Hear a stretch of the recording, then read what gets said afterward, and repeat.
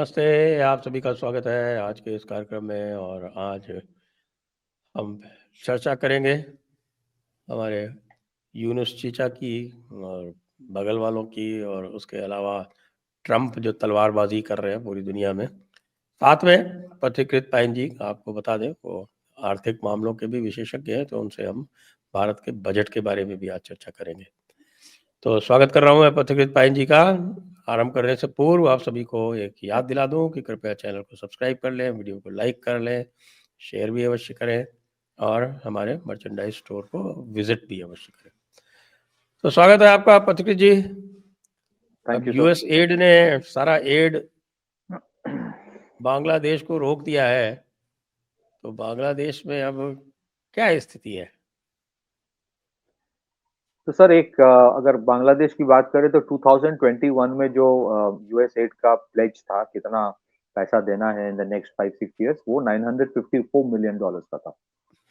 Not much. Out of that अभी 450 या ऐसा कुछ दिया हुआ है, तो ऑलमोस्ट $500 मिलियन देना है as part of that program. क्योंकि इनका रेजिम चेंज वाला सिलसिला जब शुरू होता है तो पहले से शुरू होता है ना, वो 3-4 साल पहले से इनका फंडिंग शुरू कर देता है।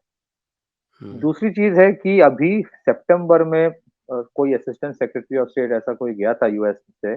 That was the first diplomatic visit by US after Yunus came to power. तो उस टाइम यूनुस ने मांगा था $5 बिलियन फॉर गुड, मतलब गवर्नेंस में इंप्रूवमेंट के लिए। फिर ये जो कॉस्ट, मतलब inflationary tendencies because of the Ukraine war और फूड इंपोर्ट्स के प्राइस बढ़ रहा है, तो he was looking for $5 billion.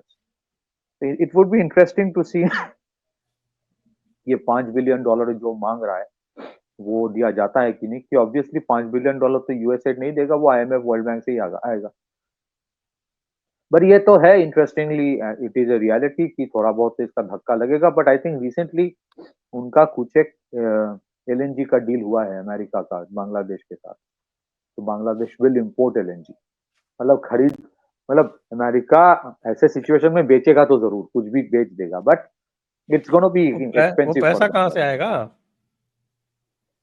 पैसा सर जो है बचा कुचा उसी से देंगे, और नहीं तो और उधार लेंगे। उधार लेंगे, वो वही कंडीशंस होता है ना कि मल्टीलैटरल इंस्टीट्यूशन से अगर आपको पैसा चाहिए, तो आपको वहां से सामान भी खरीदना पड़ेगा, इंपोर्ट भी करना पड़ेगा। तो बाइडेन भी ऐसे ही खुलेआम तो पैसा नहीं देगा ना। तो इनवेरिएबली वो डील उसी टाइम शुरू हो गया था। उनका एक बंदा है पीटर हास, वो तो शायद पहले एम्बेसडर हुआ करता था। He was very active in all these things कि कहीं ना कहीं ये एलएनजी वाला डील। और वहां पे बहुत खुशी है कि चलो बाईपास कर दी इंडिया को, करे अच्छी बात है। बट वो it's gonna be very expensive for them, उतना चीप नहीं है अगर ट्रांसपोर्टेशन कॉस्ट देखे एज इट इज। उनके एलएनजी का पास तो चावल खरीदने के पैसे नहीं है। वो तो हक से मांगता है ना, इंडिया से हक से मांगता है। और इंडिया भी है, दे देता है। That is another part. मैं तो sir I don't want to digress from the core issue. मुझे नो, लगता है प्लीज डू, कि दैट इज इम्पोर्टेंट। मुझे बिकॉज एक तरफ तो मुझे हम लग, देख रहे हैं कि ट्रंप जो है वो इमिग्रेशन को लेके कैसे धमाचौकड़ी में जा रहा है पूरी दुनिया में, और दूसरी तरफ इंडियन अप्रोच है, बस तो मुझे लगता है सॉफ्ट कि स्टेट सर वाला। कोई भी मतलब बांग्लादेश जैसा भी धमका लेता है भारत को। मतलब नेबरहुड फर्स्ट पॉलिसी अच्छी बात है, बट नेबरहुड में भी साम दाम दंड भेद होना चाहिए। सिर्फ कैरेट एंड स्टिक में सिर्फ कैरेट नहीं होना चाहिए, स्टिक भी होना चाहिए। स्टिक भी तो होना चाहिए। बात यही आता है कि we have to be very rational in our expectations from Trump. Trump उतना ही करेगा जितना अमेरिका के इंटरेस्ट में है। जैसे फॉर एग्जांपल अगर आप देखें, ट्रम्प और बाइडेन की नजरिया और जरिया अलग हो सकता है, नजरिया और जरिया अलग हो सकता है, लेकिन उनका मनसा तो एक ही है ना कि they want US to be at the top of the food chain. उसमें तो कोई अंतर नहीं होगा। तो उतना ही वो करेगा जितना उनके लिए इट्स रेलेवेंट, चाहे वो बांग्लादेश का हो, चाहे वो किसी और देश का हो। ये 90 डेज का moratorium is a first template of experiment for them. But बाकी जितने प्रॉब्लम इंडिया का है नेबरहुड में, वो इंडिया को कचरा साफ करना है। वो कचरा थोड़ी अमेरिका के साफ करेगा आपके लिए। ट्रंप अमेरिका का प्रेसिडेंट बना, इंडिया का प्रेसिडेंट थोड़ी बना है। आपका अगर बॉर्डर इश्यूज है, अगर आप 77 साल में हम बॉर्डर फेंसिंग नहीं कर पाए बांग्लादेश के साथ, आज तक हम डिबेट भी कर रहे हैं कि नेपाल के साथ फेंसिंग होना चाहिए कि नहीं होना चाहिए। जैसे आप देखेंगे जो रेड कॉरिडोर का कॉन्सेप्ट था, माओवाद जब एट द पीक था बिटवीन 2004 एंड 2014, तो रेड कॉरिडोर का मैप देखेंगे तो there was a very important slogan from Pashupati to Tirupati, और उसका एडवांटेज पूरा was being taken because of the open border with Nepal. तो अगर हमारे ओपन बॉर्डर पॉलिसी की वजह से lot of men money material from ISI have got into India via Nepal, उसका भी हम हल नहीं निकाल पाते हैं। हम अगर आज 77 साल में बॉर्डर फेंसिंग नहीं कर पाते हैं, कहीं ना कहीं कोई कारण आ जाता है, हर चीज में हमें कंसेंसस ढूंढना है, हमारे अगर इलीगल इन्फिल्ट्रेशन वाला इशू हम नहीं सॉल्व कर पाते, that is not America problem. Somewhere we have to take the calls, very strict calls, और उसमें कंसेंसस से नहीं चल सकता। अगर आपको लगता है कि दिस इज अ प्रॉब्लम, अगर आपको लगता है, then you have to solve the problem. That America will, हाँ, America will back you up to the extent they can, subject to certain conditions and transactions. और बाकी काम तो सर आपको करना है। अगर आपके यहाँ 5 करोड़ बांग्लादेशी है तो वो तो अमेरिका का प्रॉब्लम नहीं है, वो हमारा प्रॉब्लम। अगर आपके बॉर्डर्स में इतना अटैक हो रहा है because of a non lethal treaty जो 2011 में साइन हुआ था, वो उनका प्रॉब्लम नहीं है, हमारा प्रॉब्लम। इफ अगर वो वहां पे इतने सारे टेरर, अगर ग्रेडेड टेररिस्ट को छोड़ रहा है, तो दैट इज आवर प्रॉब्लम। देखना यह है कि ट्रंप अगर 90 दिन के बाद ये जो 90 दिन का मॉरेटोरियम है, इसका सबसे बड़ा इंपैक्ट बांग्लादेश से भी ज्यादा इंपैक्ट पड़ेगा जॉर्जिया में, क्योंकि Georgia was the next big target for them for regime change. Georgia का जो रेजिम है अभी, विच इज प्रो रशिया, जैसे जो किया था यूक्रेन में, वही टेम्पलेट लगा के यहाँ पे करने की कोशिश किया जा रहा है। अब रही बात बांग्लादेश की सर, तो यूनुस यहाँ पे 5 साल सरकार चलाने तो नहीं आया था। बांग्लादेश में यूनुस के खिलाफ बहुत लोग बोल रहा है, even BNP is openly talking about it. हाँ, यूनुस का एक स्पेसिफिक ऑब्जेक्टिव था, वो नौकरी करने आया था, मतलब उसका काम दिया गया। He wanted complete Islamisation of Bangladesh, radical elements को छोड़ दो, ड्रेडेड टेररिस्ट को बाहर करो, यू हैव उल्फा के बड़े बड़े नेता के लाइफ सेंटेंस को कम कर दो, फिर then you have the DGISI coming, फिर उनकी सेटिंग हो रहा है, फिर आपके लॉजिस्टिकल मूवमेंट्स हो रहा है, जहाज आ रहा है, तो उसमें जाहिर है गुलाब के फूल तो नहीं आ रहे होंगे। फिर they will set up bases along the Indo Bangladesh border, in north east they will try to activate ULFA. फिर उनके जो ऑफिशियल्स थे who were part of the 10 truck arms haul Chittagong में, which were probably being sent to India, 2004 या 5 की घटना है, they have been released. So obviously if they have been released, they have a purpose, they have a job to do, they will do that job. तो sir आप manage तो sir stage में कर सकते हो, लाइफ को आप manage नहीं कर सकते लास्ट मोमेंट। तो ये तो they are creating a problem for the next 20-30 years. North East में it is a 20-30 year problem. So that problem can only be solved if India has to solve it. If India wants to solve it, तो America थोड़ी करेगा। So sir, Yunus today or tomorrow would have gone back.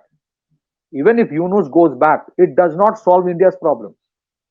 Because Yunus को जो करना था, ecosystem बना के जाना था, to create foment trouble as it is, a 18 crore population, extremely volatile population, a very porous border, it's a permanent headache. I think Yunus is very successful.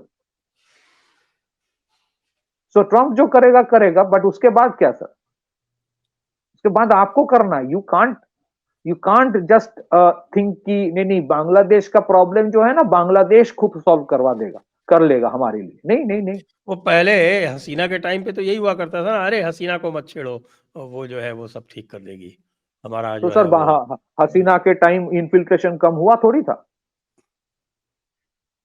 तो वही हसीना है, के टाइम कौन सा एटीट्यूड ही गलत है ना। तो ट्रम्प सर मैं तो ये अपने जो बोलता हूँ, एलाइज हैं, जो उसके एलाइज हैं, ट्रीटी एलाइज हैं, उनको भी धमका रहा है।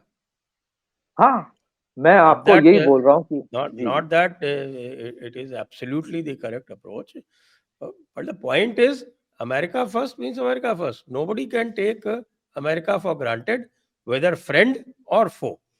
yeah, absolutely. ट्रम्प जो कर रहा इंडिया है का उसका अप्रोच लॉन्ग ये टर्म, है कि if you are a friend, then we will ignore all the bad things that you do. towards us. ये approach sir, I don't know how, मतलब it has not helped us. I mean problem is, एक perception है South Asia में, except for Pakistan. वैसे पाकिस्तान में भी वही था, पिछले 10 साल में अंतर आया है थोड़ा बहुत, बट पिछले 10 साल में पाकिस्तान में अंतर आया है. मैं 1 मिनट इसी में ऐड कर दूंगा आपकी बात में. पाकिस्तान में अंतर आया क्योंकि पाकिस्तान भी थोड़ा बेवकूफ़ था और उसके लिए जो है वो जो उनकी आइडियोलॉजी ट्रम्प्स कॉमन सेंस.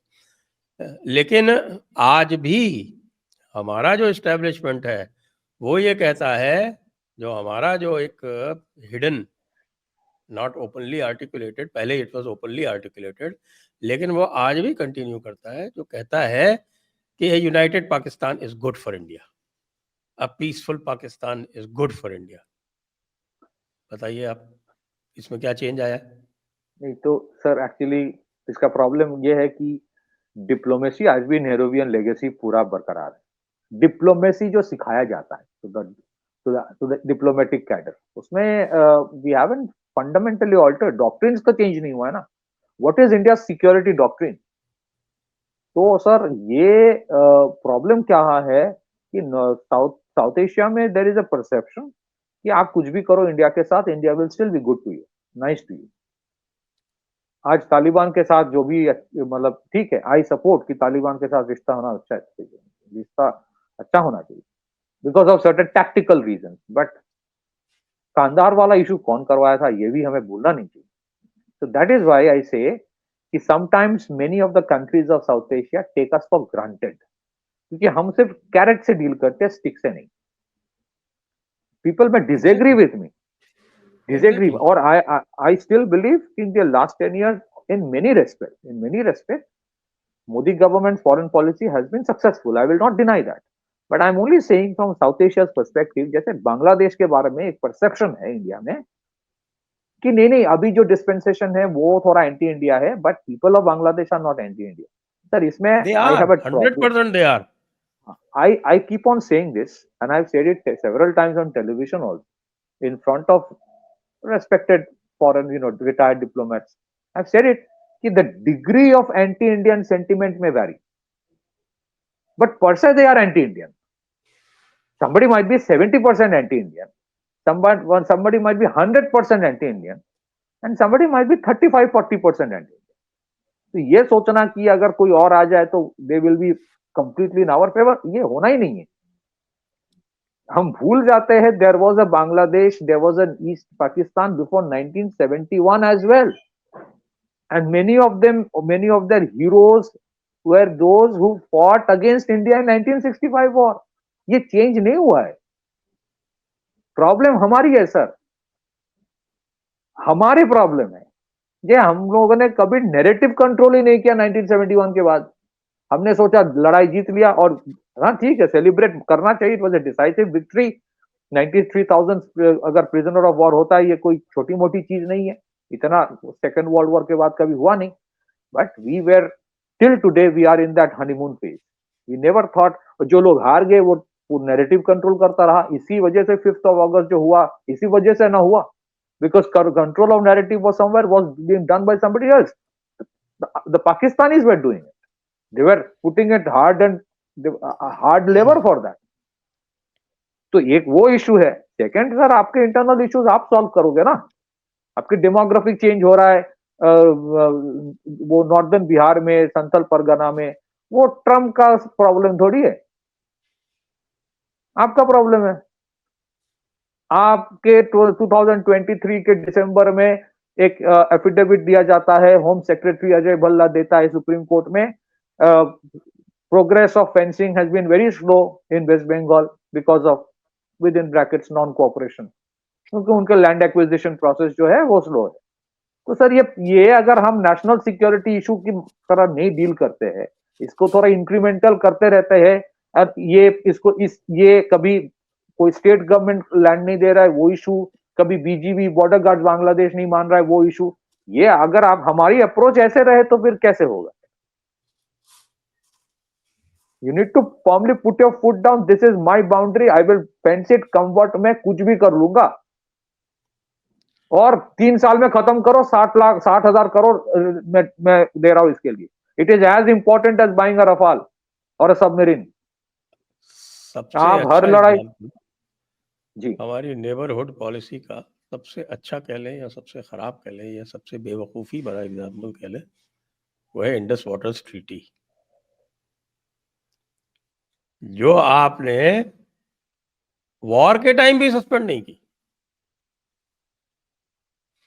और कई बार जब मैंने इस पर डिस्कशन किया तो लोगों ने कहा साहब उसमें तो उसका कैंसिलेशन का प्रोविजन ही नहीं है. मैंने कहा भाई ठीक है, उसमें प्रोविजन नहीं है, but there is a law of treaty, there is a convention on the law of treaties. 1965 का शायद है वो कन्वेंशन वियना में. और लॉ ऑफ ट्रीटीज ये कहता है कि if there is a fundamental change in circumstances any treaty can be abrogated unilaterally. अब इन्होंने मॉडिफिकेशन का नोटिस दिया है और मॉडिफिकेशन के नोटिस में इन्होंने ये टर्म यूज किया है. I don't know whether they have done it deliberately कि भाई हम कुछ एंड में जो है वो वियना कन्वेंशन को इन्वोक करेंगे, या फिर कि ऐसे ही किया है. I am not sure. अब वो तो आपके खिलाफ हॉस्टाइल है, आप पर अटैक कर रहा है, सब कुछ कर रहा है, और आपने उसको प्रेम से 80% वाटर्स दे दिया ये कह के कि साहब की इससे जो है ये चाइना के साथ नहीं जाएगा. उसके 3 साल बाद उसने उठा के शख्सगाम वैली पूरी की पूरी चाइना को दे दी. और तो आई आज थिंक भी सर हम उस पे जो है स्टक है, जबकि दैट इज वन इशू जिसने जम्मू कश्मीर की सारी पार्टीज जो है, जो इस्लामिक पार्टीज है, they have been demanding its abrogation. Absolutely लेकिन हमें विश्व गुरु बनना है. मुझे no it I is an I that's what I am endemic problem. Saying. ये कोई किसी पार्टी की प्रॉब्लम नहीं है, it is an endemic establishment problem. No I जो एग्री सॉफ्ट स्टेट सिंड्रोम है वो soft 100%. State syndrome continues. This is an establishment problem. This is an establishment problem. मैं आई 100% इट एग्री इज एन कि जहां establishment. जहां आपके foreign policy success है उसको सेलिब्रेट जरूर कीजिए, और है बहुत सारे सक्सेस. बट जहां जहां लगता है कि थोड़ा इंट्रोस्पेक्ट करना चाहिए. मगर सर मतलब मुझे दुख होता है ये कहने में कि 77 साल में हम फेंसिंग नहीं कर पाए, और अजीब एक देश है जहां कोई भी आ जाता है उसका आधार कार्ड बन जाता है. तो लेकिन उसके बाद भी कुछ नहीं होता. उसके खिलाफ कोई डेटरेंस नहीं है, कोई पनिशमेंट नहीं है कि ऐसे fake Aadhaar. These should be taken as terror offenses. These are national security issues. इसको हम लॉ एंड ऑर्डर बोलते हैं, सोशल प्रॉब्लम बोलते हैं. तो सर मैं आपको यही बता रहा हूं. आज जैसे अभी मैं देख रहा था, there is a statement from mister क्या नाम है उनका, सत्यनारायण गंगाराम जी बढ़ई, जानते हैं ना उनको, मिस्टर सैम पिट्रोडा. नहीं. अच्छा. वो कह रहे हैं आने हैं तो आने दो, आने दो, we should not worry about it, और we should take whoever comes. It is not good to deter them. ये तो 2011 का उनका डील कर लिया ना. 2011 में यूपीए ने डील किया था. उस टाइम सबसे ज्यादा चिल्लाया था एमनेस्टी इंटरनेशनल और ह्यूमन राइट्स वॉच, सारे जो सोरोस के चट्टे बट्टे हैं. उन लोगों ने चिल्लाया बीएसएफ के ऊपर. तो बीएसएफ से मतलब नॉन लेथल ट्रीटी जो हुआ बांग्लादेश के साथ कि आप लेथल वेपन इस्तेमाल नहीं कर सकते. मतलब प्रॉब्लम मैं आपको सर बता देता हूं. वो पेलेट गन्स इस्तेमाल करते हैं. अभी था शायद मोदी जी आने के बाद थोड़ा बहुत इसमें चेंज आया है now in the last 5-6 years. अभी तो शूटिंग चलता है कि अगर आपके ऊपर अटैक करता है, और बहुत अटैक करता है बांग्लादेशी इधर आके मशाटी लेके, तो you can fire in self defence. मेरा इशू यह है कि फायरिंग इन सेल्फ डिफेंस क्यों? कोई उधर से बॉर्डर क्रॉस करे, that is an enemy of the state. Illegally cross करे तो आपका जो एसओपी पाकिस्तान के साथ है वही होना चाहिए. और सेकेंडली सर मैं वही बोल रहा हूं कि this is not Trump's problem ना. अगर आपके देश में हर किसी को फेक आईडी आईडी मिल जाता है, आप डिपोर्ट भी कर रहे हो, तो वो दूसरी तरह से आ जाता है, क्योंकि आपके पास डेटरेंस नहीं है. आपने इसके बारे में सोचा ही नहीं कि कोई इलीगली आएगा, 15 मैं साल एकदम सॉलिटरी कंफाइनमेंट, मैं तब जाके ना सत्यनारायण डेटरेंस बनता है सर. मैं सत्यनारायण जी का स्टेटमेंट पढ़ देता हूँ, जो कि चल रहा है इस समय ट्विटर पे. If Bangladeshi migrants want to come here even illegally, let them come. We should include everybody. If we have to suffer a little bit, it's okay. Shri Satyanarayan ji Gangaram ji Badhai, also known as Sam Pitroda. No, but I'm not surprised because I think in certain way UPA के time से यही policy था कि कोई आ रहा है तो उसको गोली मत मारो, आने दो, पहले रोकने की कोशिश करो, अगर ना रुके तो आने दो।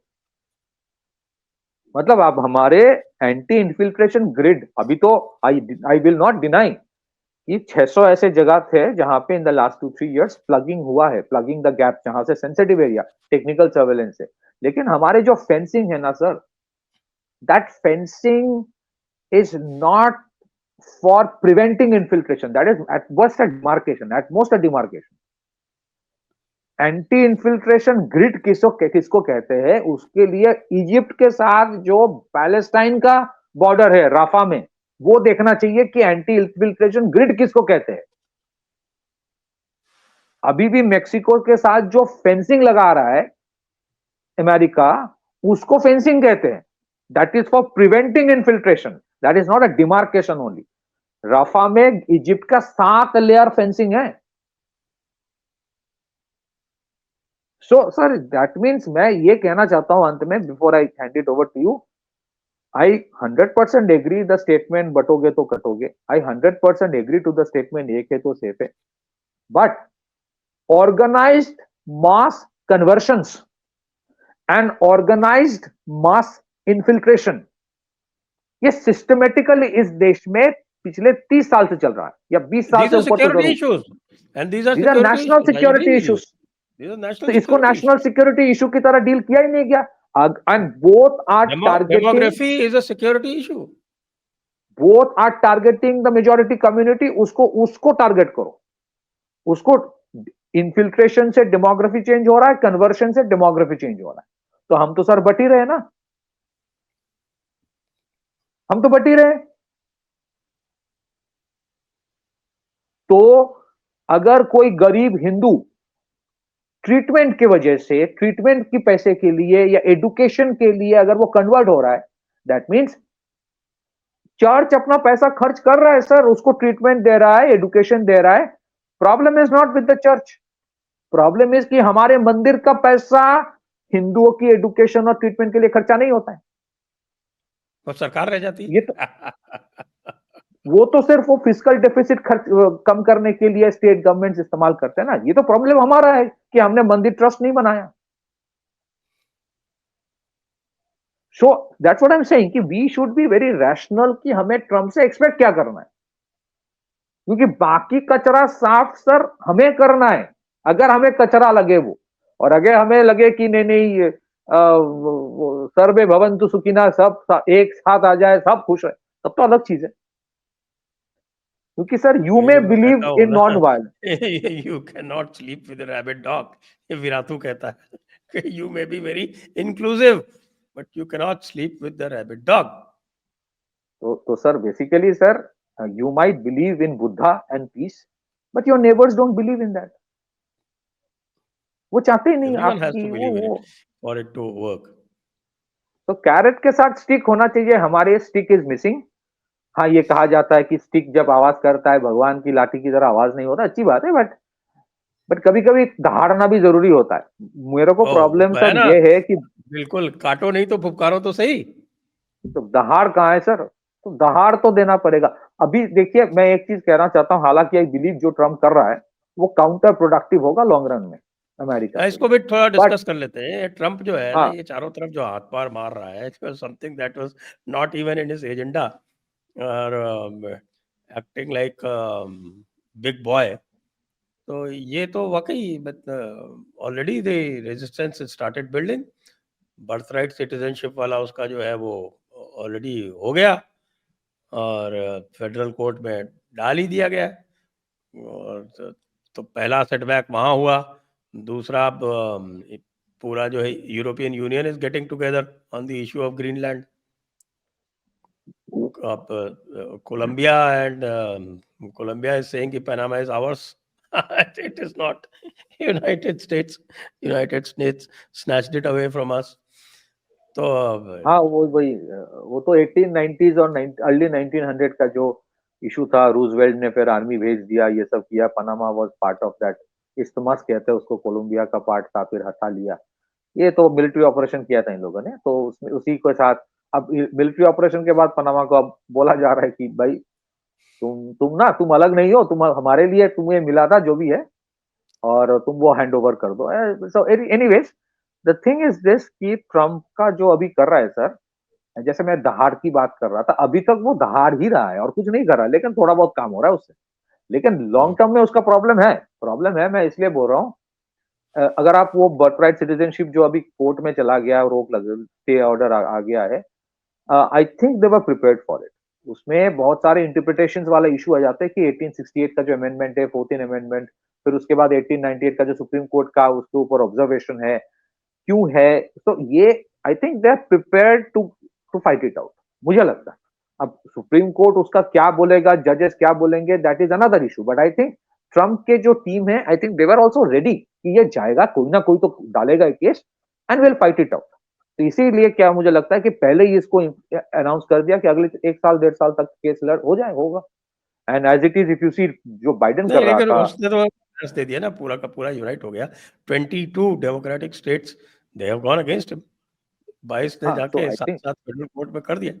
सो और वेरी इंपॉर्टेंटली, मुझे लगता है कि 2 साल बाद जब वो उनका इलेक्शन है, कांग्रेशनल ये जो, तो क्या था, सेनेट के साथ दूसरा वाला जो है ना, फॉरगॉट द नेम, यूएस उसका जो हाउस ऑफ कॉमन्स का। हाउस का हाउस का जो इलेक्शन है, तो उसके पहले उसको जो कुछ करना है। So now it all depends upon the kind of great he shows, कि फिर हवाबाजी है या but he serious about it. But अगर देखेंगे जिस तरह की उसको मैंडेट मिला है, तो I think there is a certain amount of people are fed up with what is happening in terms of illegal immigration.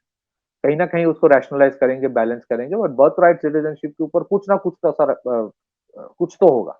It might be calibrated, not complete जो ये मांग रहा है, कुछ ना कुछ होगा। But what I like about Trump is that उसने जो अनाउंस किया वो कर रहा है, वो तो कर पाएगा कि नहीं कर पाएगा, अल्टीमेटली क्या होगा, that's another issue, but at least is trying. Secondly, when it comes to tariff, ठीक है सर, जैसे मैंने आपको कहा कि नजरिया और जरिया अलग है, लेकिन मनसा एक ही है। तो बाइडेन सैंक्शंस लगाता था, इकोनॉमिक सैंक्शंस, ये तारीफ लगा रहा है, it is also kind of sanction.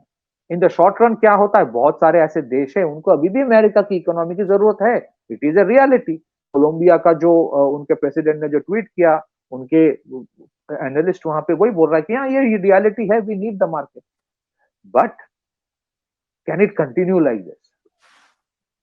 तो मैं इसी इसी वजह से मैं बोल रहा हूँ कि शॉर्ट टू मीडियम टर्म में it will definitely have some kind of positive fallout for United States. लेकिन जिस तरह से अगर आप देखेंगे, dollar dedollarization word I will not use, dollar से जो डाइवर्सिफिकेशन हो रहा था टुवर्ड्स अदर करेंसीज, ये इसी वजह से ना हो रहा था, because of the culture of sanctions, कि मेरे अगर डॉलर के ऊपर सब हमेशा फ्रीज करते रहोगे, फॉरेक्स रिजर्व सैंक्शंस लगा रहोगे on my trading with the dollar, तो फिर आई लुक फॉर ऑल्टरनेटिव्स। और ये हुआ है। आज अगर सऊदी अरब चाइना को बेच रहा है, they are not saying $400 billion of oil in dollar. They're sending it in the Chinese currency. India के साथ रशिया का भी ये हो रहा है।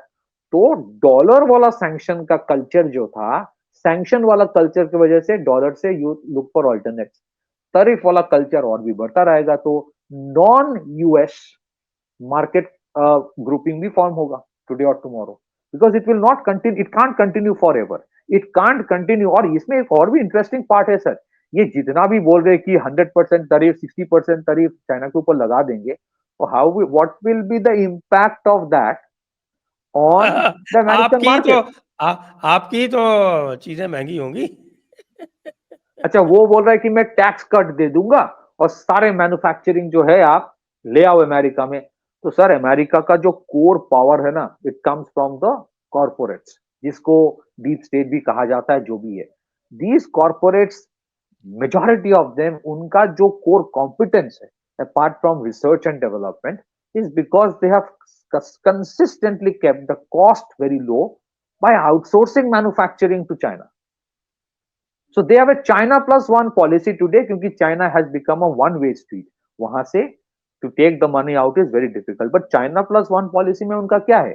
Whether they may be looking towards India, they may be looking towards Vietnam, but they are certainly not looking towards United States की वहां पे मैन्युफैक्चरिंग करेंगे। उसका कारण क्या है? It's not about tax break alone.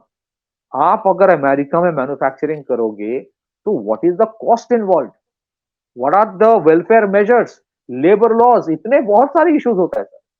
The average American will not work for 15-20 years, plus plus 15 plus hours.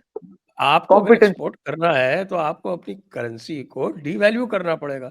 अब currency तो आपने एग्जैक्टली। रख रखी है इतनी हाई, और इट इज अब एन कैसे करोगे? Import oriented currency. हंड्रेड आपको परसेंट अगर मैन्युफैक्चर करना है तो you have to think about your currency policy also.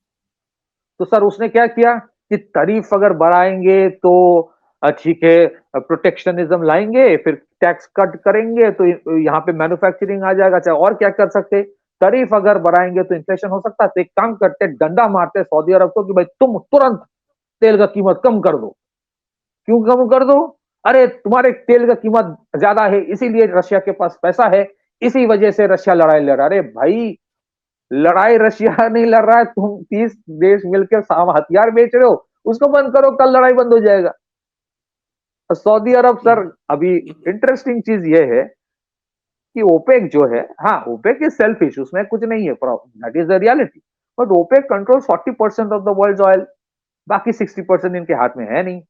उसमें 60% एक सब्सटेंशियल पोर्शन अमेरिका का खुद का है, बाकी रशिया के पास है। अब कैसे रशिया के सप्लाई को आप बोलोगे कि नहीं नहीं, तुम इतना प्रोडक्शन बढ़ा दो कि रशिया का जो वजह से जो प्राइस बढ़ रहा है वो कम हो जाए। तो अगर आपको प्राइस कम करना है ना, तो ईरान के ऊपर सैंक्शंस हटा दो, price of oil will come down. वो नहीं करेगा, वो नहीं करेगा। वो बोलेगा तुम अपना प्रोडक्शन बढ़ाओ, नहीं तो तुम्हें तारीफ लगा दूंगा। अच्छा, वो रशिया क्यों बोल रहा है? वो भूल ही गया कि रशिया कुछ बेचता ही नहीं अमेरिका को। तुम्हारे ऊपर भी तारीफ लगा दूंगा। अरे Russia is a total total de dollarized economy.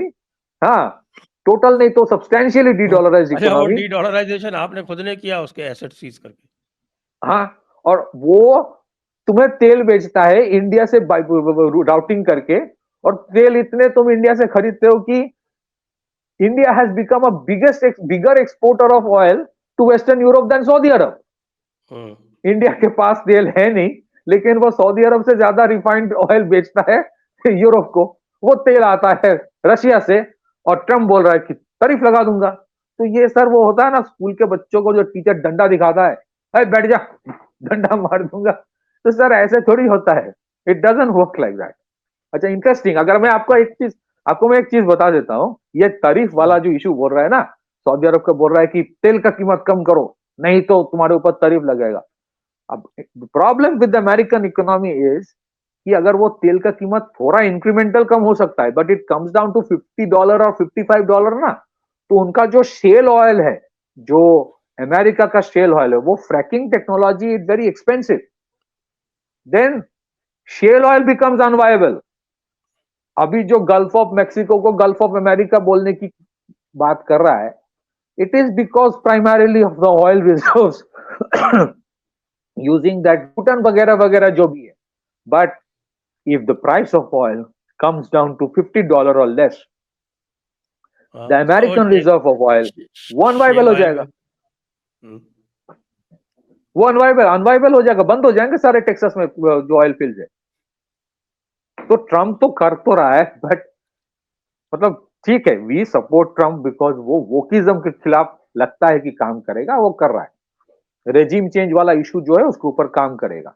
But बाकी चीजें जो है ना सर, वो ऐसे शॉर्ट टर्म में तो रिजल्ट दे देता है कि जैसे कोलंबिया डर गया। बट अब कैसे बड़े बड़े देशों को डराते रहोगे? वो तो फिर अल्टरनेट ग्रुपिंग कर लेगा। आपने तो इम्पॉसिबल को पॉसिबल कर दिया। इंडिया चाइना अपना बॉर्डर इशू सॉर्ट आउट कर रहा है आपकी वजह से, तो अब तो वो मार्केट भी कर लेगा। तो today American market is still one of the biggest, no denial about that. But that supremacy cannot continue forever. आप तारीफ लगाओ ना, सबके ऊपर तारीफ लगा दो, फिर आप देखो क्या होता है। इट विल हैव इसको डोमिनो इफेक्ट होगा अमेरिका के ऊपर ही, because it doesn't work like that.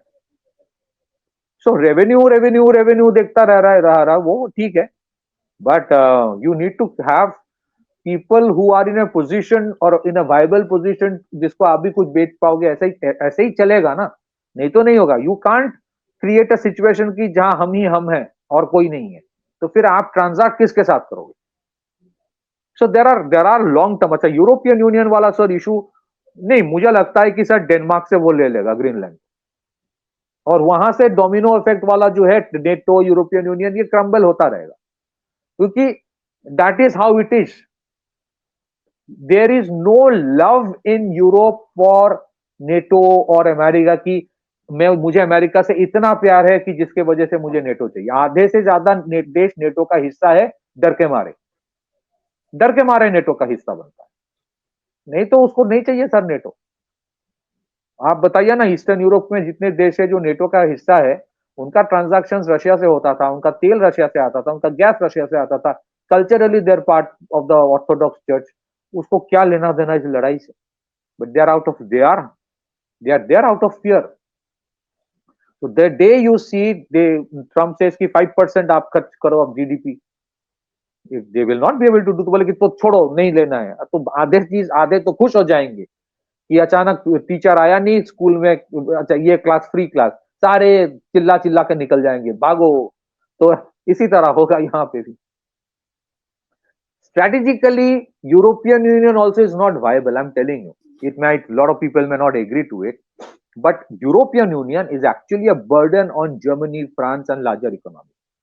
So Brexit की तरह बहुत सारे एग्जिट भी हो सकता है. Why? Because Germany जब वो सब्सिडाइज करता है अपने इंडस्ट्री को, जब cost of electricity goes up because of cost of energy rather goes up because of sanctions on Russia, तो छोटे छोटे जो यूरोपियन यूनियन के देश होते हैं जैसे लक्समबर्ग या और भी छोटे छोटे देश है, they can't give that kind of subsidy to their industry जो जर्मनी देता है. But out as per European Union norms, then Germany will have to subsidize other countries as well.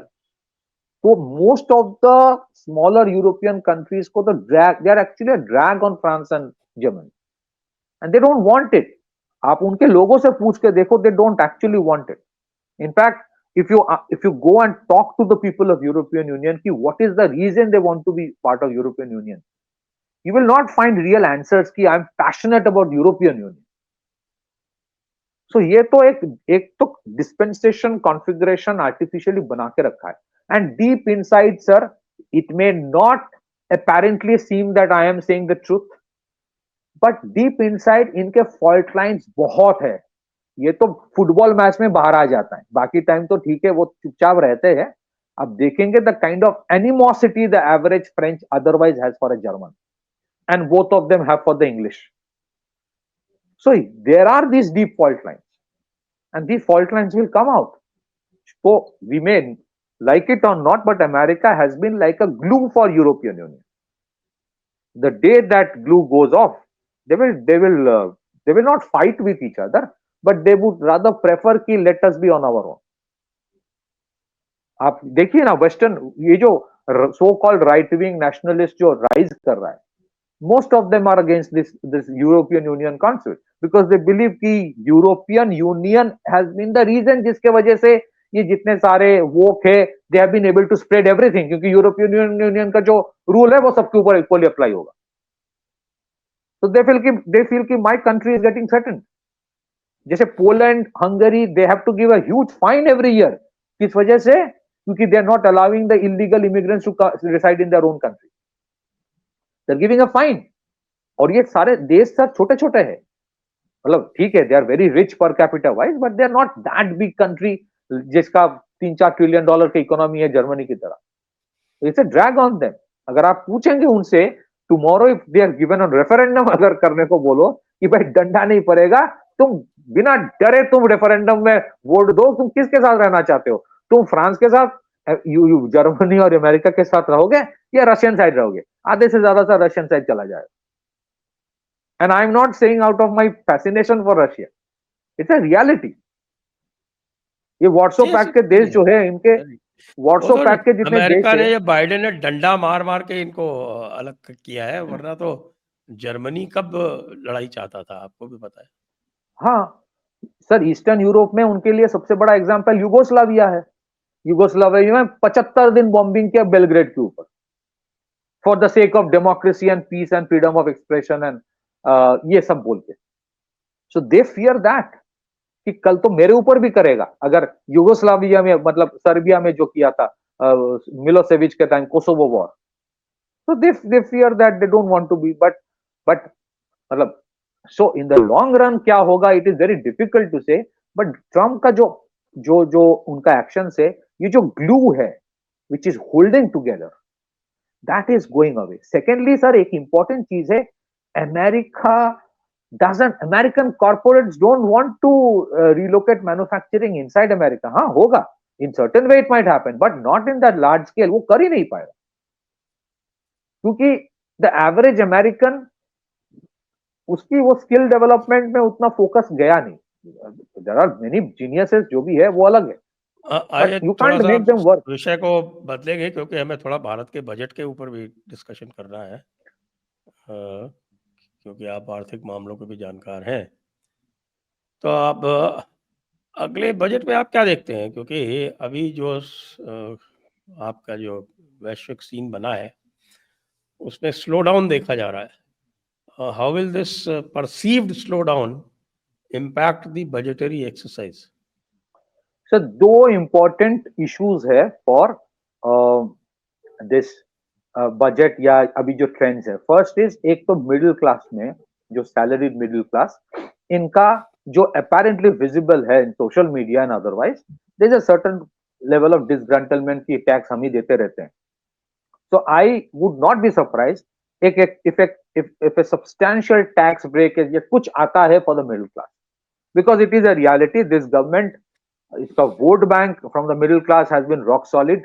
तो उनको शायद कहीं पे कुछ लोगों को लगता है, and justifiably so, कि सैलरीड क्लास जितना पैसा देता है, बेनिफिशियरीज ऑफ अदर सेक्शंस जो ऑफ द सोसाइटी है वो उतना दे नहीं रहा है. So the salaried class is not getting anything. They don't mind कि अगर आयुष्मान भारत में किसी को बेनिफिट मिले, दे डोंट माइंड अगर आप और भी सारे इंसेंटिव्स दे रहे हो, लेकिन जहां पे you have pensions for the unified pension scheme आ गया फॉर सेंट्रल गवर्नमेंट एम्प्लॉयज, ये जो पे कमीशन आएगा, विच इज ठीक है, I don't want to get into that, but the average middle class salaried person in the private sector, उनको लगता है इट कांट कंटिन्यू कि हमें कुछ नहीं मिलेगा, बाकियों को मिलता रहेगा.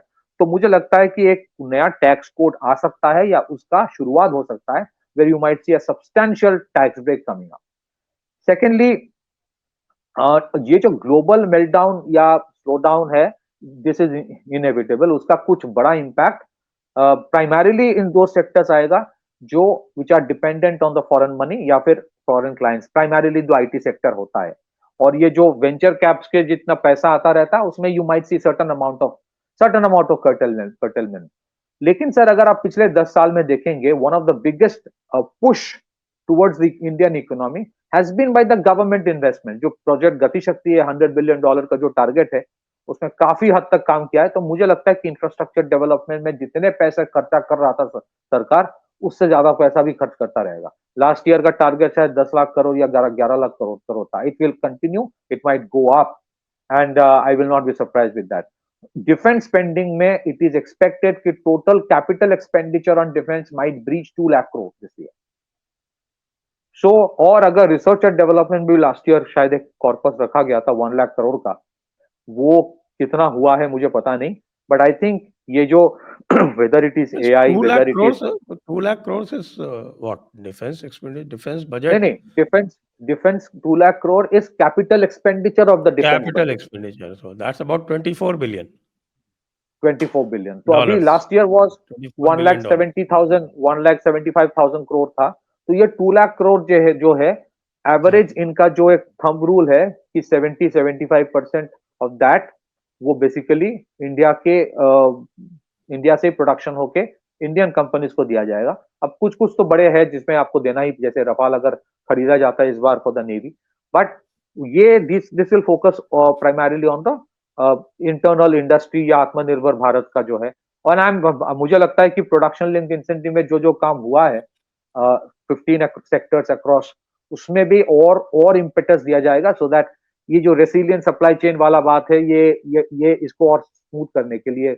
बट वन इशू सर, एक गवर्नमेंट ऑफ इंडिया का एक टारगेट है $2 trillion export by 2030, which they are on the path to succeed in that.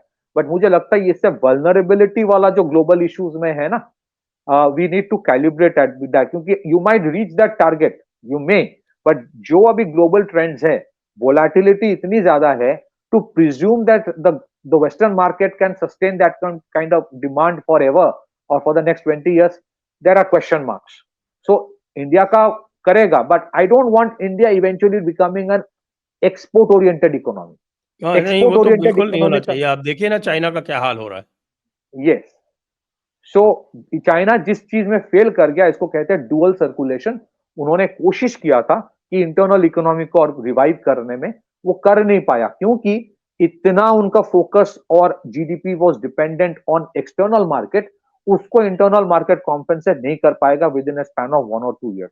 Compare to that, India में जिस तरह का, अगर आप प्रधानमंत्री आवास योजना, ये बहुत सारे और भी सरकार के पॉलिसीज है जिसके वजह से demand has gone up, but the dimensions of demand has also change. अभी जो बोला जा रहा है कि स्लो डाउन है एफएमसीजी में थोड़ा सा कम आ रहा है. I think the dimensions of consumer spending is also changing. People are more interested in buying certain kind of high-tech products. People are investing more in long-term savings. People are investing more in buying assets rather than just FMCG products or consumer durables. थोड़ा change, जैसे मैं आपको एक उदाहरण देता हूं. अगर आप देखेंगे patterns of sale of automobiles in India, इसमें एक बहुत अंतर आ रहा है. अंतर इसलिए आ रहा है क्योंकि आज it is far more easier to get an Ola or Uber than to buy a car and live with those innumerable taxes and liabilities. मुझे लाइबिलिटी नहीं चाहिए, मुझे जब चाहिए मैं पैसा दूंगा गाड़ी में, whatever. And parking issues in the big cities. Parking issues. So there are, वो पैटर्न शिफ्ट हो रहा है, and that has to be acknowledged rather than thinking की स्लो डाउन हो रहा है. So if you have a $4 trillion economy, you can't expect कि जो नॉमिनल ग्रोथ है वो डबल डिजिट में होता रहेगा. नेट ग्रोथ की नहीं बात कर रहा हूं. There will be changes, there will be fluctuation, it can't be sustain forever. But अभी तक मुझे नहीं लगता कि in the short run there will be any problem, because India का जो पुश है primarily it is driven by government expenditure, where the capital expenditure in the last 10 years have substantially gone up, और वो momentum होता रहेगा. First is a major tax break for the middle class. Second, I think ये जो capital expenditure है by the government of India across the spectrum, that there will be a major push towards that also. बाकी जो new age sectors है, जैसे artificial intelligence हो, जैसे semiconductors हो, जैसे क्लाउड कंप्यूटिंग, या ये इन सेक्टर्स में आई डोंट थिंक मोदी सरकार will allow missing the bus. जो पहले के टाइम पे we miss lot of buses. मुझे लगता है lot of impetus will be given for research and development in that area. और अगर आप देखेंगे जो जो there are this, you can see the shoots across, जहां पे लग रहा है कि India is on the right track in terms of becoming a manufacturing, if not a major hub, then it's still much better than what it was. For example, Tata Electronics, जिसने Wistron का manufacturing base India पे खरीदा था, अभी Foxconn का भी उसने 60% acquire कर रहा है. So interestingly, what I'm saying is that Tata Electronics is eventually becoming a major powerhouse for electronics manufacturing, especially not just in the area of iPhone only, but various other things in electronics area. मुझे लगता है बहुत कुछ किया जाएगा to make India the next hub for laptop assembly. अब उसके component सारे एक दिन में मैन्युफैक्चर इंडिया में नहीं होगा. Just as we have become the second largest manufacturer of mobile phone, हाँ इसमें भी असेंबली होता है, not everything is being made in India, but electronics in the larger realm including laptops, you will see a major push. Consolidation of banking sector में कुछ होगा कि नहीं, it is difficult to say, but this year because Maharashtra election, Haryana election, उसके बाद you have a regime in United states which is not anti you.